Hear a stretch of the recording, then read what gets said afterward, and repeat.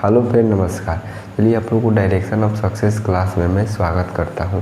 मैं उम्मीद करता हूं कि आप लोग अच्छे से होंगे और आप लोगों का पढ़ाई बहुत अच्छे से चल रहा होगा।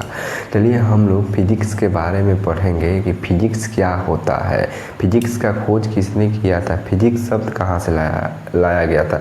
चलिए आप चैनल पर नए आए हैं तो चैनल को सब्सक्राइब करें और बेल आइकन को दबाएं, क्योंकि आने वाले वीडियो का नोटिफिकेशन आपके पास पहुंचने वाला है। ठीक है, चलिए यहाँ पर हम फिजिक्स के बारे में देखते हैं। ठीक है, पहले तो आता है कि फिजिक्स शब्द कहाँ से आया। तो याद रखिएगा, फिजिक्स शब्द ग्रीक के फिजिसियस शब्द से लाया गया। ठीक है, फिजिक्स कहाँ से लाया गया, फिजिसिस शब्द से लाया गया, ग्रीक के फिजिसिस शब्द से लाया गया था। फिजिक्स पहले आता है, फिजिक्स शब्द कहाँ से लाया गया था, तो ग्रीक के फिजिसिस शब्द से लाया गया। कहाँ से,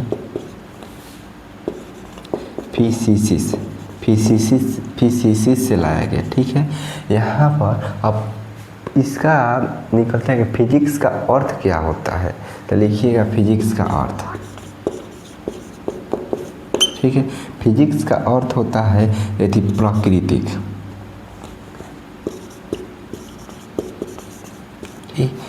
ठीक है, फिजिक्स का अर्थ क्या होता है, तो फिजिक्स का अर्थ होता है प्राकृतिक। ठीक है, चलिए अब यहाँ से हम देखते हैं कि फिजिक्स क्या होता है। फिजिक्स का हिंदी क्या होता है, जिसे हम भौतिक कहते हैं। ठीक है, भौतिक विज्ञान की वह शाखा जिसमें पदार्थ हो गया जिसे हम मैटर कहते हैं, ऊर्जा हो गया जिसे हम एनर्जी कहते हैं, प्रकाश हो गया लाइट कहते हैं, ध्वनि हो गया जिसे हम साउंड कहते हैं। ठीक है, गति हो गया, गति को हम मोशन कहते हैं, बल हो गया जिसे फोर्स कहते हैं, बिजली आदि को ही अध्ययन किया जाता है। यह सब किसके अंतर्गत आता है, फिजिक्स के अंतर्गत हो गया। जैसे में पदार्थ हो गया, गति हो गया, मोशन हो गया, प्रकाश हो गया, सब यह फिजिक्स के ही अंतर्गत आता है। चलिए उसे आसान भाषा में देखते हैं। प्राकृतिक में होने वाली चीज़ कैसे काम करती है, अब प्राकृतिक मतलब नेचर में कैसे काम करती है। ठीक है, इसका अध्ययन फिजिक्स में ही किया जाता है। अब नेचर कैसे जैसे गुरुत्वाकर्षण बल हो गया। ठीक है, इसको ध्यान से समझिएगा। अगर कोई वस्तु ऊपर से गिराया जाता है तो नीचे ही क्यों आती है, ऊपर क्यों नहीं जाती है, यहाँ पर गुरुत्वाकर्षण बल लगता है। यह फिजिक्स में ही होता है। ठीक है, पंखा का घूमना यह फिजिक्स में ही होता है। आग गर्म की होता है, यह भी प्रकृति का ही देन होता है।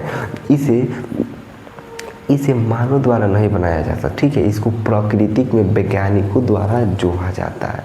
यह सब फिजिक्स के ही अंतर्गत आता है। ठीक है, यहाँ पर एग्जाम्पल, जब हम गेंद को ऊपर फेंकते हैं तो वापस नीचे क्यों आता है, बताइएगा। जब हम गेंद को ऊपर फेंकते हैं तो वापस नीचे क्यों आता है, यहाँ पर ग्रेविटेशनल फोर्स लगता है। ठीक है, इसलिए वो वापस नीचे, उससे उस गेंद को पृथ्वी अपने की ओर खींचती है, मतलब आकर्षण करती है। ठीक है, अब पृथ्वी का गुरुत्वाकर्षण बल, पृथ्वी का ग्रेविटेशनल फोर्स, जो पृथ्वी हमेशा चक्कर लगाती रहती है।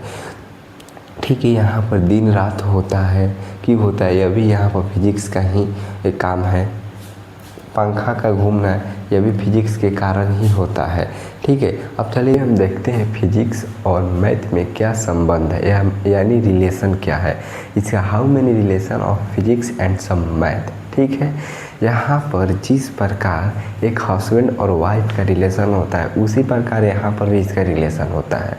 जैसे एक प्रेमिका, एक लड़की और लड़का का प्यार का रिलेशन होता है, ठीक उसी प्रकार यहाँ पर भी है। यहाँ पर समझिएगा, भौतिकी और गणित में संबंध। How many relation of physics and math. ठीक है, फिजिक्स और मैथ का बहुत गहरा संबंध होता है।